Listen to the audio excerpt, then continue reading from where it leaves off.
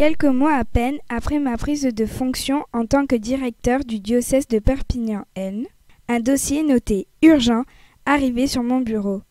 Il concernait l'école Raymond-Henry. Les effectifs de cette petite école de la Tourbazaine s'étaient fortement développés et les locaux étaient devenus trop petits. Inadaptés, ils ne correspondaient plus aux normes de sécurité. En outre, nous avions des contacts avec la mairie de Saint-Cyprien qui, devant l'essor démographique du village, regrettait fortement l'absence de collège. Le projet de développer un ensemble scolaire commençait donc à germer. Pour autant, ce projet dut attendre 10 ans avant d'être pleinement réalisé. Devant l'ampleur des contraintes financières, administratives, politiques et humaines, nous avons décidé de procéder par étapes. La priorité revenait évidemment au transfert de l'école primaire, de la Tourbazaine à Saint-Cyprien. Pour cela, il fallait vendre l'école avec l'accord des familles de donateurs, acquérir un terrain à Saint-Cyprien, assurer le financement par la solidarité de l'enseignement catholique et enfin, faire accepter ce transfert par monsieur l'inspecteur d'académie. Ainsi, ce premier stade de la construction a mobilisé beaucoup de monde, en particulier sur Perpignan. C'est pour cela que la directrice de l'école, une religieuse fort compétente et de fort caractère, nous accueillait alors sous le nom de « ces messieurs de Perpignan ». La deuxième phase était la création du collège. La tâche s'avéra plus ardue encore. En effet, si la mairie nous pressait, il n'en était pas de même des autorités académiques qui ne souhaitaient pas qu'un collège privé s'implante avant un collège public. C'est pourquoi, même si un an avant la création du collège public, nous étions fin prêts pour construire le collège, nous avons dû faire face à de nombreux obstacles administratifs. J'ai bien compris alors qu'aucune décision ne nous serait favorable tant que je n'aurais pas passé avec monsieur le recteur un accord stratégique. Ainsi, nous nous sommes entendus en privé pour que je ne demande aucune mise sous contrat tant que le collège public n'était pas ouvert. Alors, seulement le collège privé, annexé au collège Saint-Jean en attendant, pourrait ouvrir une classe de 6e sous contrat dont le suivi serait assuré les années suivantes. Enfin, au bout de 4 ans, et si les effectifs le nécessitaient, l'ouverture d'une 2e classe par niveau nous serait a priori accordée. Même si le fameux berger de Saint-Cyprien, laissant paître ses chers animaux sur les ronds-points, nous fit arriver en retard, l'inauguration du collège eut enfin lieu. Sous la présidence de Monseigneur André Marceau et en présence du secrétaire général de l'enseignement catholique, M. Malartre, et du maire de Saint-Cyprien, M. Bouille, qui fit une allusion non déguisée à la création d'un lycée, ce qui me laissa interrogatif sur la suite à donner.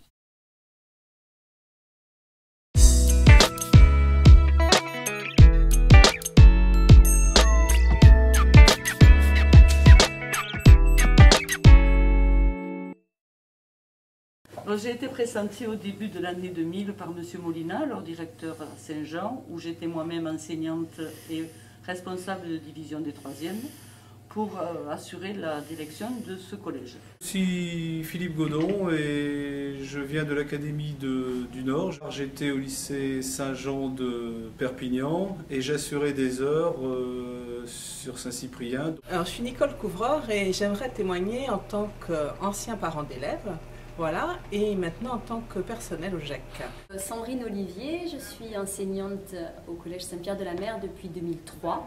J'enseigne le français et le latin et je suis aussi chargée d'animation pastorale depuis 2010. Ce début a été donc un peu épique. J'ai essayé de mettre sur Saint-Cyprien ce que je vivais sur Saint-Jean, ne serait-ce qu'au niveau de l'esprit lassalien.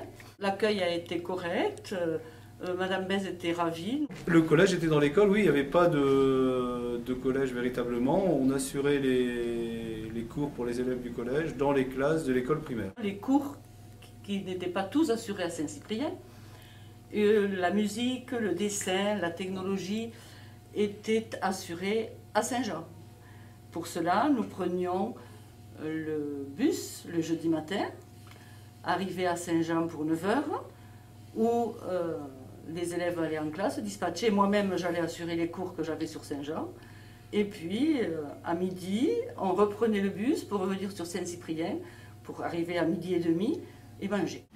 Et même Madame Pujol, la directrice, n'avait pas de bureau. Son bureau se trouvait dans une salle de réunion, qui était une salle de réunion aussi pour l'école primaire. Nous partagions le même bureau, donc elle n'avait plus que moi, bien sûr. Elle avait toutes ses classes. Moi, je n'avais qu'une classe. Mais lorsque j'avais besoin du bureau, eh bien, elle me le cédait avec grand plaisir.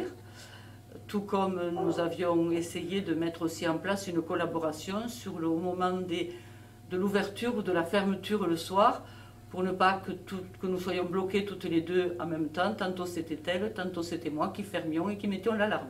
La deuxième année, effectivement, nous ne sommes pas revenus sur Saint-Jean. Pendant l'été, il y a eu la construction de l'étage actuel où nous sommes montés, 6e et 5e sont montés.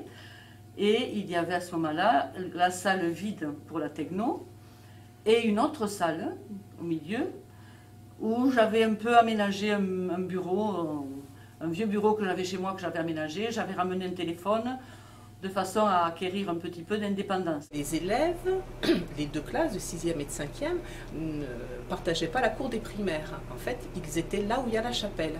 Mais la chapelle n'existait pas. C'était en fait un préau. Il y avait le toit et 4 poteaux. La 3e année, il y avait la 4e qui arrivait, donc la salle de techno est devenue salle de 4e. Et la techno a été pendant 1 an en Algeco, sur la cour. Donc c'est vrai qu'au niveau organisation, bon, c'était pas toujours évident. Donc pour nous, enseignants et Madame Pujol, par exemple, donc, les cours de physique étaient assurés dans un Algeco qui se trouvait derrière un préau qui est devenu par la suite la chapelle. Très vite, on s'est aperçu là aussi que les demandes étaient nombreuses et qu'on était à l'étroit. Et c'est Jean Rabier et Roger Vignon qui m'ont demandé de nouveau de concevoir et diriger les travaux du futur collège. En septembre 2003, le collège ici, actuel, a ouvert ses portes avec la construction. Donc là, bon, c'était véritablement une découverte pour nous parce qu'il n'y avait que les locaux, il n'y avait rien à part le mobilier, il n'y avait absolument rien dans les salles, donc il a fallu vraiment tout créer. Ce qui paraît assez incroyable, c'est que le collège n'avait pas de téléphone. Et moi, je me souviens, pour joindre Madame Pujol, on était obligé de l'appeler sur son portable. Donc ça a duré quelques semaines comme ça, où finalement le collège a ouvert ses portes sans téléphone. Quand moi je suis arrivée, on est plusieurs enseignants à être arrivés sur place. Il y avait juste 2-3 enseignants qui restaient de l'époque antérieure. Et donc on a tous monté en quelque sorte un petit peu l'ambiance du collège, on a monté un petit peu tout ça, sachant que voilà, on se croisait puisqu'on n'était que 2 à temps plein. Et c'est vrai qu'on avait tout à installer, tout à faire. Il y avait effectivement les murs, il y avait effectivement les élèves qui étaient là, mais après rien n'était véritablement construit. Et c'est vrai qu'au niveau du matériel pédagogique, il n'y avait pas grand-chose non plus. Puisque le collège a été construit, auparavant c'était un camping, il n'y avait aucune construction individuelle autour. Donc voilà, c'était le collège était sur une île verte. Et les élèves allaient à l'extérieur du collège, là où il y a le parking actuellement, courir, voilà, faire des relais. Moi je me rappelle, passer en voiture, voir les enfants, voilà, faire du sport. Au niveau informatique, c'est vrai qu'on n'avait qu'un ordinateur dans le collège pour rentrer les notes. Moi, quand je suis arrivée au collège, l'informatique, il n'y avait pas grand-chose. Le collège avait très peu de moyens, il y avait quelques ordinateurs. Je me souviens qu'il y avait un ordinateur, on avait dans la salle des profs un ordinateur qui marchait mal, on avait le temps d'aller boire le café avant qu'il démarre. Et il marchait mal et je crois qu'on en avait qu'un. Alors c'est vrai qu'on n'était pas nombreux, mais malgré tout, quand on devait rentrer nos notes, ça devenait compliqué. Alors, le CDI, il n'y avait rien. C'était une salle vide, il n'y avait pas d'étagère, il y avait 3 tables, il y avait des cartons avec des livres qu'on avait, je suppose, Madame Pujol, la directrice de l'école, avait récupéré de Saint-Louis, voilà, un don de Saint-Louis. Madame Pujol avait fait ses placards et des livres qu'elle avait en double, elle les avait donnés au collège. Et on a installé ça, tant bien que mal.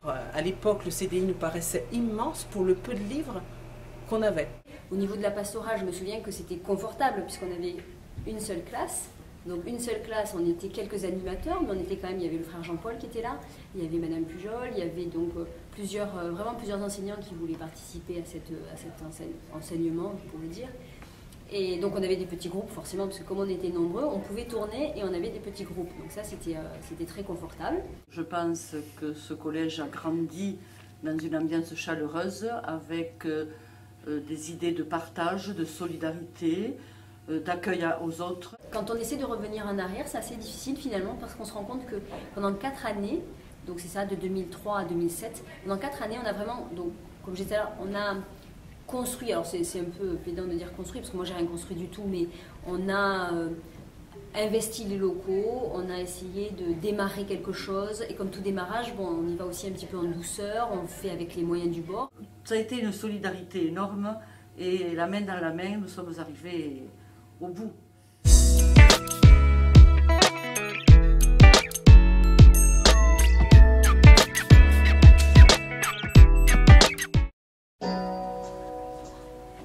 Notre univers, c'est Saint-Pierre de la Mer, un peu de chaleur en unissant nos cœurs. In the morning, too hard to get up, too hard to live.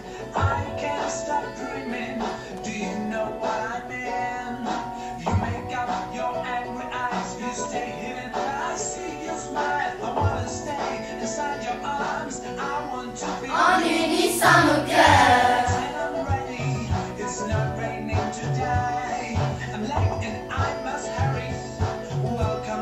En unissant nos cœurs. I'm sorry, it's not raining today. The lights I can see. Nous, notre univers.